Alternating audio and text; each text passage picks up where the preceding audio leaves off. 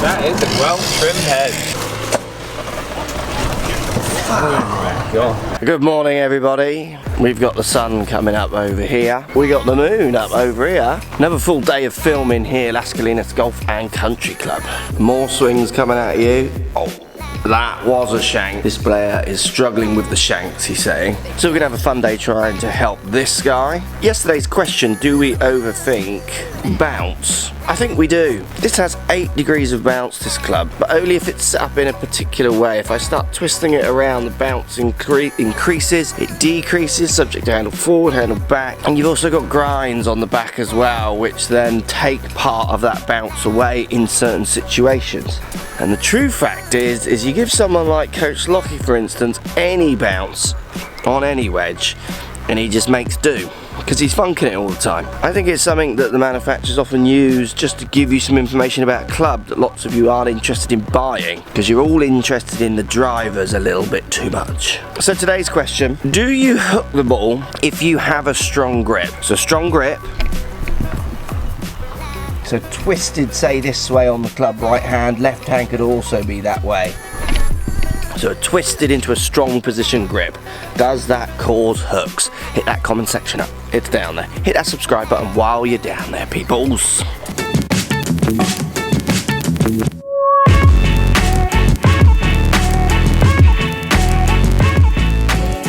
Going on here this morning, Mark. Oh.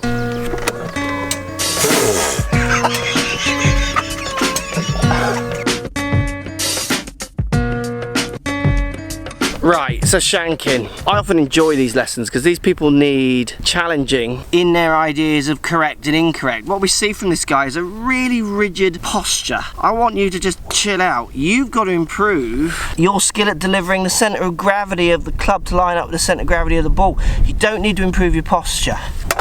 So what I tend to see in shankers is this quest to kind of get perfect grip set up. And in that quest, I see robotic. I see a lack of skill, a lack of coordination, a lack of natural ability just to line things up with the ball. So let's soften that back off to start. So not so rigid in the straightness, just round your shoulders a tiny bit. Don't feel like you're sticking your bum out quite so much. Once you're a bit more relaxed in your posture, the next game you need to play is the main game with shanking. It's the strike game. Can you find where the toe of the club is? So I'm going to stand here, hit a shot, lining everything up out the middle like I would normally do, but try and hit the ball with a toe. So I've hit that one. You might not see that on my club, but it's there. I don't know if you're getting that. Basically there. I purposely hit it out of that end of the club. That is a skill in itself. Not posture, not grip, not club path. I can do that on one foot, with one hand, with any grip, with any posture.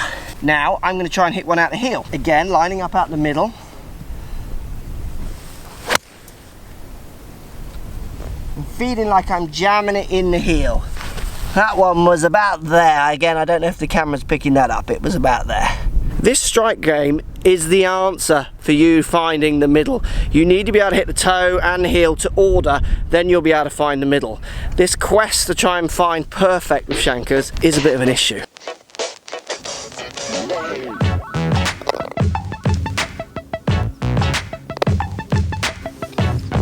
Let's answer your questions. Hey Mark, Scott here from New Zealand. Just wondering what your thoughts are on taking divots with irons. I've got a 3-iron all the way down to a sand wedge, and I just can't take divots with any of them. I'm for 12 handicap, so I can play relatively well, but just can't take divots. I pick the ball cleanly off the turf, and just wonder if there might be any advantages in taking divots and how that would affect strike. Cheers, bro. One of the most famous players who never took divots was Tom Watson. Very picky off the top of the turf, and he was like a machine arrowing irons. I'm not a massive divot taker either. I'm averaging with my 7-iron, say 2 to 4 down. I've seen people like Kiradash, Bamrak, which I probably said his name wrong there. I've seen him measured on a range once on the European Tour where he was 6 and 7 down with his iron, taking big divots. But don't get confused, hitting up and down doesn't always relate to your size of divots. There's deflection as you hit the ball, so as the club hits the ball it gets deflected down, which then can affect how much turf you take or not, which is why lots of good pros, you got people like Trackman Meister again been saying for years that divots make no difference, stop looking at your divot, and I kind of agree with him, to be honest. honest. So I wouldn't see it as a problem. The only flip side, I've taught some golfers which pick the ball off the top of the turf, always hit out the bottom of the club, and their angle of attack, say with an iron, is like 1 down or even 1 up sometimes. You can change their angle of attack to go a bit more down, the strike moves more up the face, they take a little bit more interaction with the turf, so a fraction more of a scrape or a bit of a divot by changing that angle of attack. But like I say, it's not always related just to that.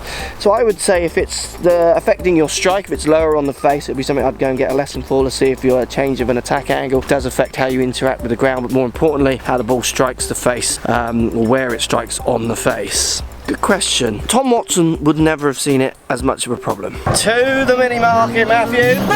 Mini market. So last tip I want you to try. Let's get something to the right side of the ball. To help with that strike, let's get another ball out there. Hitting the inside ball kind of stuff. And it can be anything. See how confident you get. I do things like this with students. So I put my phone down next to them. Now I am not going to hit that phone even if I shank it, but just knowing it's there is enough to make people pull their side of it, deliver the club, the centre of gravity, more their side of it. Anything on that side that helps you not find the heel, even find out where the toe is only a good thing. Ideally, I don't want to do this, and you don't want to do this. You want to be able to do this on your own. But if it doesn't work on your own, this is a great way to try and just push that strike on. I moved it closer just for fun. I wouldn't get that close, but see how close you can get with whatever you can put down there that puts you off, moves that centre of gravity your side.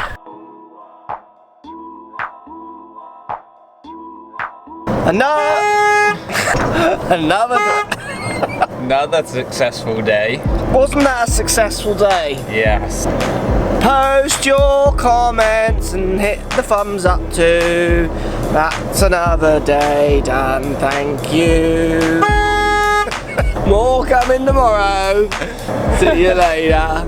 Here come those two English idiots in the buggy. They've not worked out there's a car transfer that takes time.